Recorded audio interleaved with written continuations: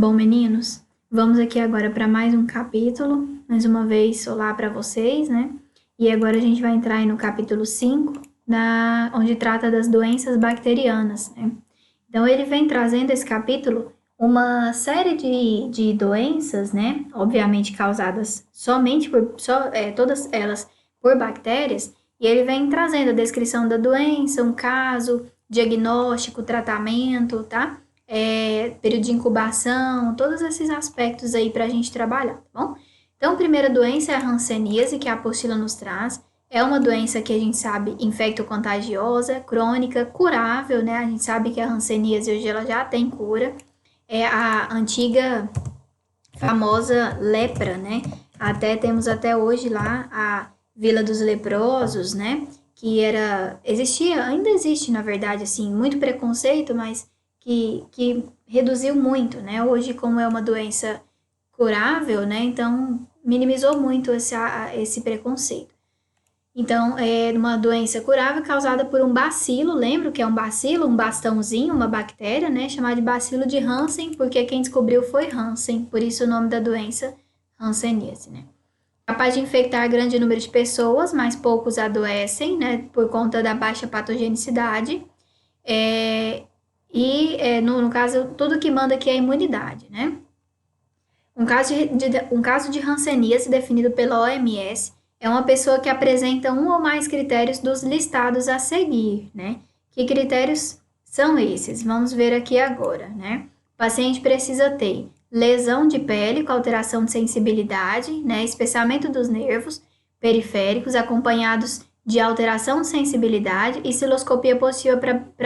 citologia positivo para bacilo de Hansen. Aqui eles escreveram errado. Citoscopia. Essa alteração de sensibilidade da hanseníase é daquele paciente que, por exemplo, você coloca onde está a lesão, né? Você coloca aquele local, o braço dele, por exemplo, né? Onde tem a lesão. No fogo, pode deixar ali que nada ele vai sentir, né? Vai estar queimando, mas ele não está sentindo. Por quê? Porque tem alteração desses nervos, então altera total a sensibilidade do paciente. Tanto que no teste, imagina aí, você pega uma lapiseira aí, que é pontiaguda, e começa a apertar na pele aí do seu braço. Você vai sentir, né? Então, o paciente que tem a hanseníase, ele perde essa sensibilidade. Então, por exemplo, o médico pode colocar uma agulhinha lá que ele não vai sentir dor, tá? A baciloscopia negativa não afasta o diagnóstico de hanseníase, né? Então, às vezes deu negativa, mas o paciente está em incubação, por exemplo, né? Certo? E é por isso que precisa ver o quadro dos sintomas. Aqui ele traz um quadro com as principais formas clínicas da hanseníase, que são essas que vocês estão vendo aqui, ó. Indeterminada, tuberculoide, dimorfa e virchoviana. O que a gente tem que entender isso daqui? E cada fase dessa é uma piora. Então, por exemplo, o paciente nessas duas primeiras fases, o exame vai ser negativo. Só nas outras duas últimas fases que ele vai positivar, né? Vai ter lesão de pele? Pode ter nessas fases, mas é menos. Nessa vai ter mais. Então, a gente tem que entender que o paciente vai evoluindo, vai passando a ter uma piora do quadro, caso não haja tratamento, tá? Fase indeterminada, tuberculoide, dimorfa e virchoviana. Recebe outros nomes, como mal de Hansen, né? Lepra, como eu coloquei ali para vocês, certo? O agente causador é um bacilo álcool ácido resistente, que é o BAR, que é o chamado de Mycobacterium lepre, né? Esse é o agente etiológico, o agente causador. O reservatório é o homem, então ele vai, na maioria, né, dos infectados, é o homem. Modo de transmissão precisa ser através do contato mesmo, né? Das gotículas ali de saliva que saem, né? Então, na conversa entre uma pessoa e outra. O período de incubação da doença, olha só, é um período longo, né? 5 anos, mas podendo variar até mais, né? Uma média de 5 anos, podendo ir de meses até mais de 10 anos. Ou seja, o que é esse período de incubação? É aquele momento que o paciente possui a doença, mas não tem sintoma. E ele está transmitindo do mesmo jeito sem saber. Então, às vezes, o paciente fica 5 até 10 anos com a doença, sem saber que tem, sem poder tratar e transmitindo. Olha que perigo. Período de transmissibilidade, os pacientes multibacilares, ou seja, com muitos bacilos, que é nessa fase aqui, ó, nessas duas últimas fases, podem transmitir hanseníase antes de iniciar um tratamento. Vale a gente lembrar que a partir do momento que o tratamento foi iniciado, o paciente não transmite mais a doença, tá? A primeira dose do antibiótico, a rifampicina, é capaz de eliminar as cepas viáveis do bacilo de Hansen de até 99,99% da carga bacilar. Muito, né? Praticamente elimina tudo. As medidas de controle, a gente poderia dizer que realmente é o diagnóstico precoce, né? Porque se tiver um diagnóstico precoce, esse tratamento pode ser feito, né? E fica tudo certo, né? Muito rapidamente. Vigilância de contatos. É interessante que seja eliminado todos os casos novos, todos os doentes sejam notificados e tratados. E outra coisa importante desse parágrafo que a gente pode frisar é com relação à vacina, tá? A vacina da BCG, a vacina chama-se BCG, é a vacina que deixa a marquinha no braço, tá? Aí, às vezes, vocês podem pensar assim, mas eu tô olhando no meu braço direito aqui, não tem cicatriz não, e eu tomei. Nem sempre existe cicatriz, tanto que a apostila até nos traz, quando houver cicatriz, né? Considerar como primeira dose e aplicar a segunda. Quando não houver, aplicar a primeira dose e a segunda após os 6 meses, tá? Então, assim, nem sempre teve cicatriz, mas a cicatriz não indica imunidade, tá bom? Bom, outra doença é a tuberculose. Tuberculose também é uma doença infecciosa causada por um bacilo álcool ácido resistente, né? Que é o Baar, certo? Né? É uma mesma bactéria bem semelhante, chamada de Mycobacterium tuberculosis, né? A tuberculose, ela pode também, muito facilmente, causar disseminação, multiplicar-se, principalmente para o cérebro, rins, né? Pulmões, e causar sérios danos ali, tá? Nas crianças também causa diversas complicações pulmonares, por exemplo, tá? Ou formas extrapulmonares. O reservatório também é principalmente o homem, mas pode também acometer animais. A via de transmissão, via respiratória, né? Através da fala, da tosse, do espirro, que nem a Covid. Período de incubação, 4 a 12, no geral, 4 a 12 semanas, mas podendo variar até meses, né? De período de incubação, certo? Período alto também, mas não tão alto quanto a hanseníase. Período de transmissão, enquanto o paciente estiver eliminando os bacilos e não começar o tratamento, obviamente vai estar transmitindo aquela bactéria. As complicações que podem ser geradas: distúrbio ventilatório, infecções respiratórias de repetição, né? Hemoptise, que é sangue, né? Vomitar sangue, né? Isso é hemoptise, tá? Atelectasias e empiemas, né? Isso são complicações que podem ser geradas aqui dentro dos casos de tuberculose, né? O diagnóstico, pessoal, geralmente pode ser feito um exame mesmo, uma cultura, né? Pode ser feita, tá aqui, ó, cultura, além do raio-x de tórax, né? Vou falar que o principal forma de diagnóstico é mesmo o raio-x de tórax, tá? Essa é a principal forma de diagnóstico, tá? Assim, porque num raio-x, né, ele vai ver ali a bactériazinha e as complicações que podem ser geradas, tá bom? Esses são os principais, né? Pode ser feito também o chamado teste PPD, que é a prova tuberculínica, que na maioria das vezes pode dar positivo. Chama-se PPD. PPD, tá? É feito em laboratório esse PPD aqui. As medidas de controle do mesmo jeito, pessoal. Tratar, né? Tratar aquele paciente que tá doente, né? Tentar isolar, olha só, pacientes internados, medidas de isolamento respiratório, além da vacinação, que é a BCG, né? Principalmente na faixa onde de criança, né? Entre 0 a 4 anos, tá? Então, são essas as medidas de controle, geralmente, que são implementadas. Outra patologia que a apostila nos traz é o tétano. Tétano também é causada por bactéria, né? Causada por uma toxina, tá aqui, é uma toxina do bacilo, ou seja, de uma bactéria que tem forma de um bacilo, né? introduzido no organismo através de ferimentos, né? Por isso que fala assim, pisei num prego, é perigoso ter tétano, né? Então, é introduzida, essa bactéria entra através de uma porta, né, de entrada, como, por exemplo, um ferimento ou uma lesão de pele. O paciente pode apresentar hipertonia dos músculos masséteres, né, que é o chamado trismo, ou do pescoço, que é a rigidez de nuca, né, que a gente volta, assim, aquela nuca, né, dura, assim, aquele pescoço duro, né, e dentre outras rigidez musculares. O agente etiológico é o Clostridium tetani, é um bacilo e pertence ao gram positivo, como falamos lá atrás. É anaeróbio, ou seja, não precisa do oxigênio para sobreviver, né? São as características dele.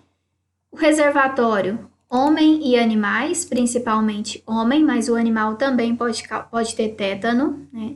Tanto que existe a vacina para o animal, né? Vacina que previne de todas essas patologias. O modo de transmissão acontece pela colocação dos esporos, introdução de esporos. Lembra que é uma estrutura de reprodução?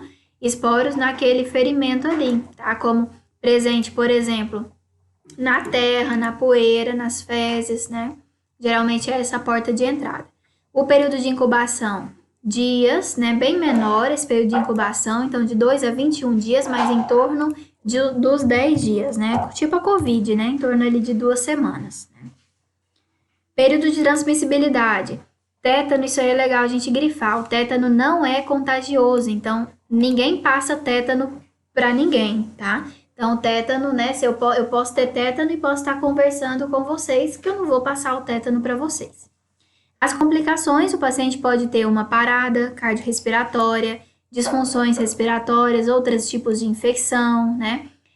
Mais relacionados aqui à respiração mesmo, até embolia pulmonar, tá? São as complicações geradas pelo tétano. Muito dificilmente, né, essas complicações acontecem, mesmo mais quando o tratamento ele não é amplamente feito. Diagnóstico, pessoal, é mais clínico, tá? Não depende aqui do laboratório, né? A partir do momento que o paciente relata, né, na anamnese, relata aquilo pro paciente, né? É onde o médico já começa a triar, né, o seu diagnóstico. E as medidas de controle, tem vacina para o tétano? Tem sim, que é a dupla, né? Tétano e difteria. Já viram falar na dupla adulto? É o tétano, é para tétano e para difteria. Então tem vacina, tá? Quem não tomou, pessoal, é interessante que tome essa vacina, tá bom? Dupla, ou só para o tétano, né? Então, o controle é a própria vacinação mesmo, tá? Que é implementada mesmo quando criança, né? Então, no segundo, quarto ou sexto mês, com reforço aos 15 meses e até os 10 anos, tá? E a cada 10 anos, né? Apesar que o governo, a Secretaria de Saúde, né? Ministério da Saúde, perdão, disse há tempo atrás, né? Eles voltaram atrás, que parece que a vacina do tétano não precisa mais ter essa validade, né? Que se tomou, tá imune, né? Mas é interessante como vai e vem essas coisas, essas atualidades. É preciso que a gente fique atento, tá? Existe ainda o tétano neonatal, né? Que é, obviamente, a mesma doença não contagiosa, mais grave, só que aqui acomete o RN, né? Que a gente chama o recém-nascido, tá? Principalmente tendo como manifestação clínica quando o neném tem dificuldade em sugar, né, o leite do seio da mãe, tá? O choro é constante, né, trismo e tudo mais. Então, o médico, a partir dessa anamnese, pode pensar num tétano neonatal, certo? Pode ter óbito sim, né, caso isso não seja diagnosticado e não seja tratado. É chamado também o tétano neonatal de mal de 7 dias, né? Então, por conta do período de incubação, olha aqui embaixo, aproximadamente 7 dias. Então, logo após a criança nascer, ela pode desenvolver essas características, né? Então, é mal de 7 dias ou tétano umbilical. Tem como agente causador um bacilo gram-negativo e não dependente de oxigênio, é o mesmo que eu falei para vocês lá atrás, o chamado Clostridium tetani, tá? Não muda nada, só muda a faixa etária de ocorrência do paciente. O bacilo é encontrado no trato intestinal do animal, com destaque ao homem e cavalo, né? Então, pode contaminar o homem. Modo de transmissão, por contaminação do coto umbilical, tá? Então, aqui é mesmo logo nesse momento, né, do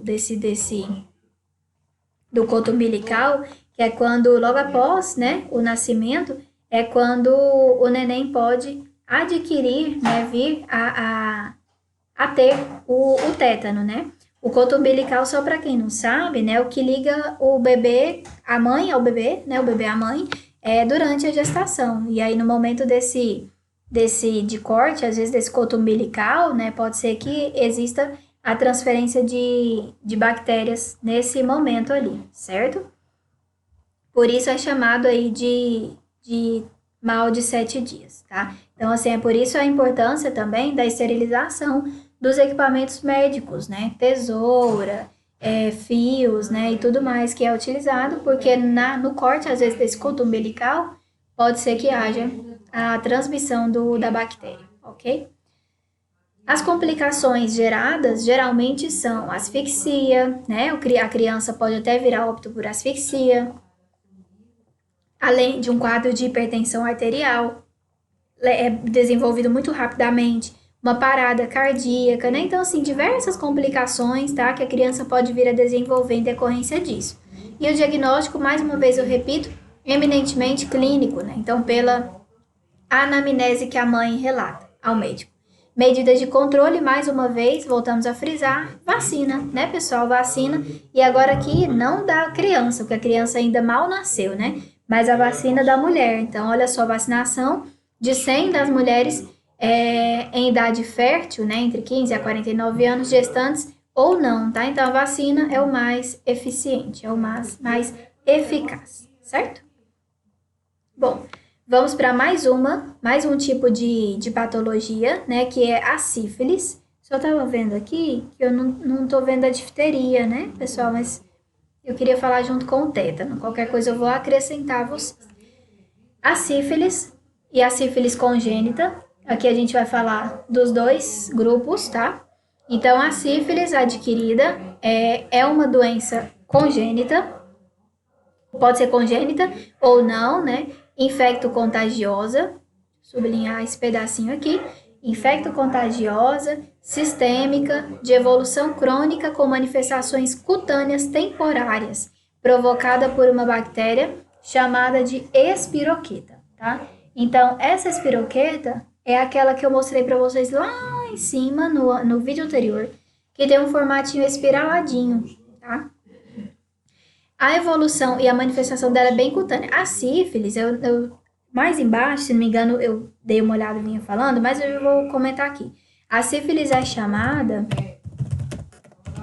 de cancro duro, né? Por conta do formato de lesão que ela traz, tá? Uma lesão, vou até colocar aqui também. Opa. Lesão que não dói e não coça, tá? É uma lesão que não dói e não coça, que é chamada de cancro duro. A evolução da sífilis é dividida em recente e tardia, né?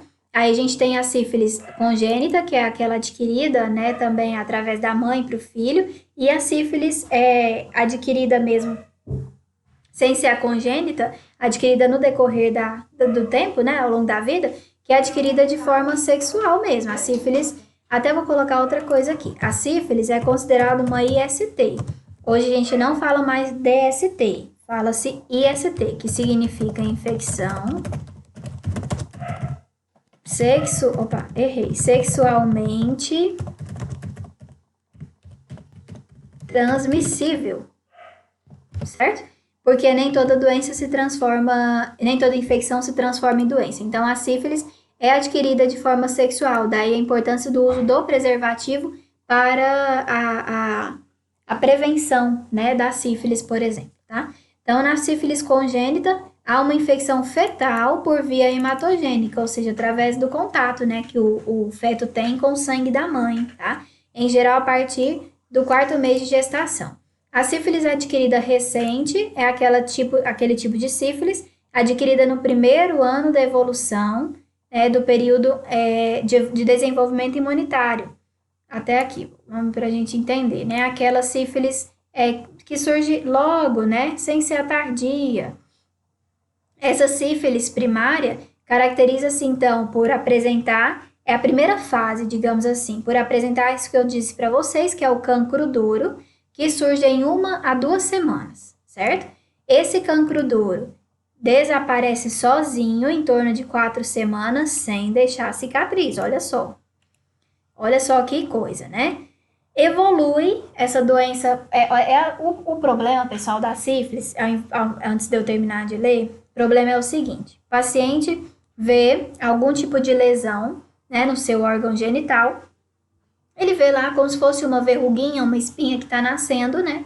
E ele fala, uai, o que é isso aqui, será, né? Passa-se algum tempo, 1 semana, por exemplo, aquela lesão some, né? 2 semanas, né? Aquela lesão some, não deixou nenhuma cicatriz, o que ele pensa? Ah, deve que às vezes era uma espinha, né? Alguma coisa assim. E não era. O problema é que ela desapareceu, só que ela está incubada. Aí agora ela vai evoluir para a chamada sífilis secundária, né? Que essa bactéria vão se disseminar pelo organismo. Então, eu vou ter vários treponemas aumentando, ó, replicando essas bactérias, e aí o paciente achando que está tudo bem, na verdade a doença está evoluindo. Então, as manifestações agora da sífilis secundária acontecem entre 4 a 8 semanas do aparecimento do cancro. Essa lesão agora mais precoce é constituída por um exantema, né, ou uma vermelhidão, não pruriginoso, ou seja, não vai coçar, vai estar vermelhinho, mas isso não gera coceira. E então isso vai só evoluindo, tá? Para outras fases que são piores, né? E a sífilis, ela pode se tornar um tanto quanto mais tardia, né? Que seria uma terceira fase da sífilis, que ela manifesta-se ali com, por exemplo, alguns tipos de lesão, né? Como lesões gomosas, lesões nodulares, de caráter destrutivo, né? Essa sífilis tardia aqui, quando ela evolui para uma terciária, que é uma terceira fase, pessoal, pode até vir a causar danos, além de cutâneos, ósseos, cardiovasculares, né? Então, assim, o paciente pode vir a ter outros tipos de lesões em decorrência de uma sífilis. Ou seja, é um quadro muito mais grave e que gera muito mais complicações, tá? Então, é por isso a gente entender, ter a noção de que caso haja realmente algum tipo de lesão que apareceu, é importante que aquela lesão seja vistoriada, seja vigiada, porque pode desaparecer, mas a doença estar incubada. Tudo bem até aí? Bom, sífilis congênita, a gente falou, né, um pouquinho lá atrás, que é a sífilis transmitida da mãe para o filho, muito comum também, né? Principalmente as mães que não se previnem, né? Não tem às vezes, um parceiro fixo, tá? Então, isso acontece muito, né? Então, é transmitida por via placentária. Se faz um período fetal a partir de 4 a 5 meses da gestação, né? E é passada mesmo para o filho muito facilmente. Multiplica-se muito rapidamente em todo o organismo fetal. Sífilis congênita, ela pode ser tanto precoce quanto tardia. A diferença entre uma e outra é só o tempo mesmo, né? A precoce é aquela que logo após o nascimento ou durante os 2 primeiros anos de vida, ela se manifesta com todos os tipos de lesão que a gente já relatou. Já a tardia é aquela que se declara após o 2º ano de vida, né? Então, essa é a diferença entre uma e outra. A sinonímia é também chamada de Lewis, né? Doença gálica, mal gálico, sifilose, mal venéreo, peste sexual, tem todos esses outros nomes remetendo a sífilis, né? O agente causador é uma bactéria chamada de Treponema pallidum, que nós falamos. É uma espiroqueta de alta patogenicidade, ou seja, de transmissão muito fácil e de causadora de uma doença muito séria. Tem como reservatório somente o homem e a transmissão nós falamos aqui, ou é sexual ou é congênita, vamos colocar esse nome aqui, ó. Quando nós falamos, pessoal, de uma transmissão da mãe para o filho, falei disso para vocês em uma das primeiras aulas. A gente diz que a transmissão é vertical. Então, pode ser sexual ou não sexual. Quando não for sexual, pode ser vertical, seja da mãe para o filho. e poucos casos raríssimos que eu vou falar porque tá trazendo aqui, mas muito raro mesmo, por transfusão de sangue e pouco por inoculação acidental. Quando a gente fala por transfusão de sangue, hoje, como os bancos de sangue têm um controle de qualidade muito específico, muito preciso, é muito difícil que tenha-se uma doença passada através da transfusão de sangue. Então, o mais comum mesmo é a forma sexual ou quando a mãe está gestante, congênita, certo? O período de incubação, geralmente de 1 a 3 semanas, é um período relativamente rápido e o diagnóstico é tanto clínico quanto laboratorial, tá?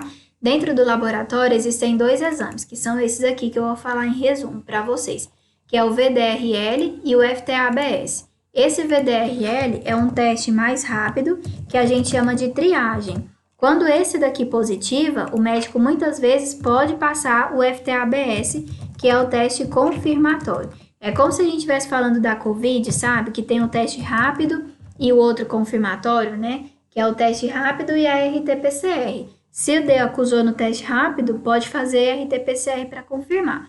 É a mesma coisa que acontece aqui. Tudo bem? Então, VDRL, que é a triagem, e FTA-ABS, que é o confirmatório. As medidas de controle, bom, pessoal, o que a gente tem que pensar, né?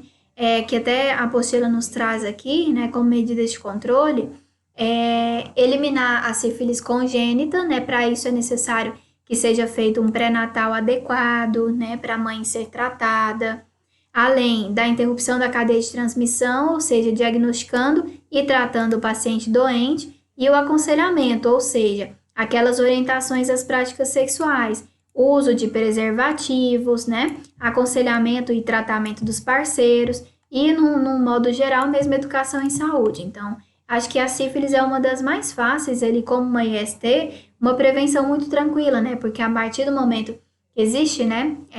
A mulher, existe um parceiro fixo, né? Ela conhece, ou quando não, o uso mesmo de preservativo, por conta mesmo dos riscos que, obviamente, ela pode estar correndo sem conhecer aquele parceiro ou tendo vários parceiros ao mesmo tempo, né? Que a gente sabe que, obviamente, não é a atitude mais correta. Bom, vamos para mais uma patologia, que é a gonorreia. Tava só parando para tomar uma aguinha aqui. A gonorreia, né? Também, pessoal, é a mesma forma, uma doença também infecciosa que vai ser transmitida por via sexual. Tem alta morbidade, né? Após o contato sexual suspeito e vencidas as barreiras, ocorrerá a evolução para a doença. Instaura-se um processo localizado que pode desenvolver complicações, seja no aparelho urogenital ou causando até alterações mais sistêmicas, né? Ela se manifesta, se apresenta de forma diferente no homem e na mulher, né? Existe uma proporção maior nos homens, mas, olha só, 70% dos casos femininos, a gonorreia é assintomática, o que é muito complicado, né, pessoal? Muito complicado mesmo. A gonorreia no homem, não complicada, ou seja, somente ali na uretra, né, causa então um processo inflamatório a nível desse local. Começa com prurido, ou seja, uma coceira, né, e é onde o homem às vezes tem que buscar, né, uma ajuda. Além disso, pode desenvolver-se um eritema localizado, um corrimento inicial claro e depois que se torna um pouco mais purulento, né? E ardor, às vezes, muitas vezes, no momento de fazer xixi, arde e tem aquela urgência mesmo de ir ao banheiro, né? De não conseguir segurar a micção, certo? O xixi. Já na mulher, aqui tá errado, ó. Comeram aqui, é oligo, né? Já na mulher, o quadro é oligossintomático, ou seja, poucos sintomas. Quais são eles? Corrimento escasso, corrimento mais leitoso, muito semelhante ao corrimento causado pela cândida, que é um fungo, e muitas vezes não percebido pela paciente. Esse é o principal problema. Essas são as manifestações clínicas diferentes na mulher e no homem, né? Outros sintomas também que a mulher pode ter, tá? Que até ela relata aqui, os sintomas podem se confundir com as infecções do trato genital, que são as infecções urinárias, né?